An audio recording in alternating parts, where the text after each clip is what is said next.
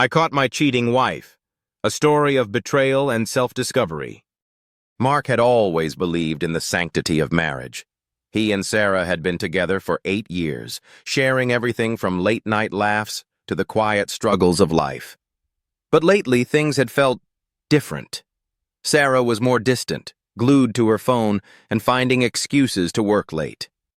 One evening, while Sarah was taking a shower, her phone buzzed on the kitchen counter. Mark rarely checked her phone. Trust was the foundation of their relationship. But something compelled him to look. A message preview caught his eye. "Can't wait to see you again tonight."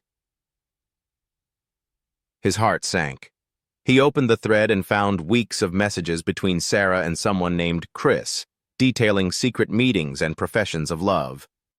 Mark felt his world shatter. The betrayal was more than he could bear, but instead of confronting her immediately, he decided to gather himself and think clearly. He needed answers, and most of all, he needed to know if the woman he loved could ever face the truth. The following evening, when Sarah said she had to stay late at work, Mark quietly followed her. His hands trembled as he tailed her car, eventually watching her pull into a quiet, dimly lit restaurant. She stepped out, greeted Chris with a warm hug, and they entered hand in hand. Mark waited, conflicted, before walking in.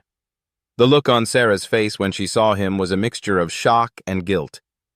"Mark, I can explain," she stammered, but the weight of her actions hung heavy in the air. "I think you've explained enough," he said calmly, holding back tears. "I trusted you. Was it worth it?" Chris quickly left the scene, and Mark and Sarah had the conversation they should have had long ago. Through tears, Sarah admitted she had felt neglected, but she also took responsibility for her betrayal.